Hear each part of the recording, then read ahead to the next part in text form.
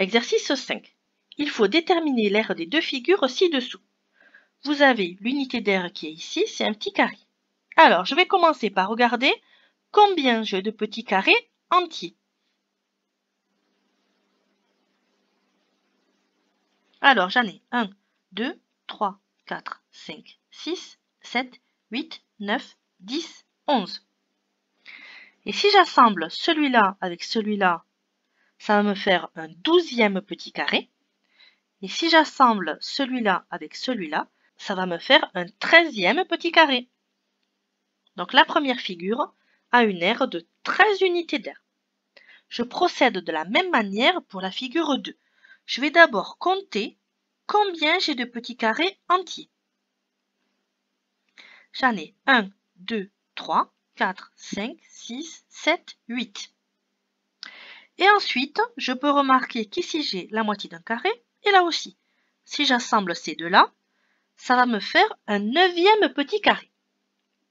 Et ensuite, si je découpe ici, j'assemble ce morceau avec ce morceau, eh bien ça va me faire 2 carrés de plus. En tout, ça m'en fait 11. La figure 2 a une aire de 11 unités d'aire. Exercice 6. Vous avez 3 figures. Le but de cet exercice, c'est de comparer les périmètres des figures et l'aire des figures sans faire de calcul, sans mesurer.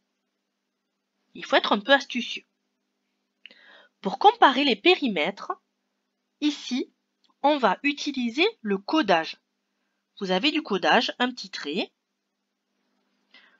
2 petits traits ou 3 petits traits. Et ensuite, il faut se rappeler que si on va d'un point à un autre, le trajet le plus court, c'est la ligne droite. Si je fais un détour, le trajet va être plus long, que je le fasse à droite ou à gauche.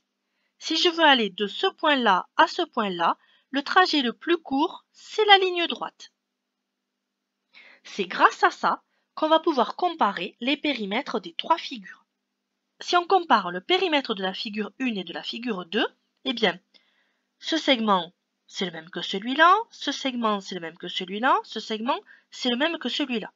Donc en fait, comparer les périmètres de ces 2 figures, ça revient à comparer cette longueur-là et cette longueur-là. Et on vient de voir que le trajet le plus court, c'est la ligne droite. Donc ça veut dire que le périmètre de la figure 2, il est plus petit que le périmètre de la figure 1. Et de la même manière, pour la figure 3, cette longueur, c'est la même que celle-là, celle-là, c'est la même que celle-là, et celle-là, c'est la même que celle-là. Ce trajet-là, il est plus long que ce trajet-là. Donc, le périmètre de la figure 2, il est plus petit que le périmètre de la figure 3.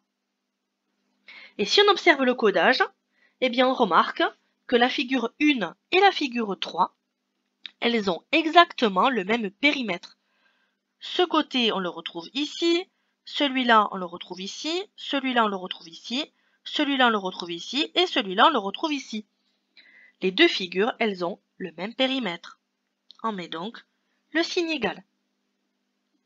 On va maintenant comparer leurs aires. Alors, l'aire de la figure 1 et l'aire de la figure 2. Pour les comparer, eh bien, il faut trouver celle qui a la plus grande surface. Ici, la surface verte. Si je trace ici ce segment-là, eh bien, je remarque que la figure verte, elle est plus petite que la figure bleue. La surface de la figure 1 est plus petite que la surface de la figure 2. On en déduit que l'aire de la figure 1 est plus petite que l'aire de la figure 2. De la même manière, si je trace ici mon segment, ben je me rends compte que l'aire de la figure 2, eh bien, elle est plus petite que l'aire de la figure 3. La surface bleue est plus petite que la surface violette. Et pour la figure 1 et la figure 3, là ça se voit facilement, l'aire verte est plus petite que l'aire violette. La surface verte est plus petite que la surface violette.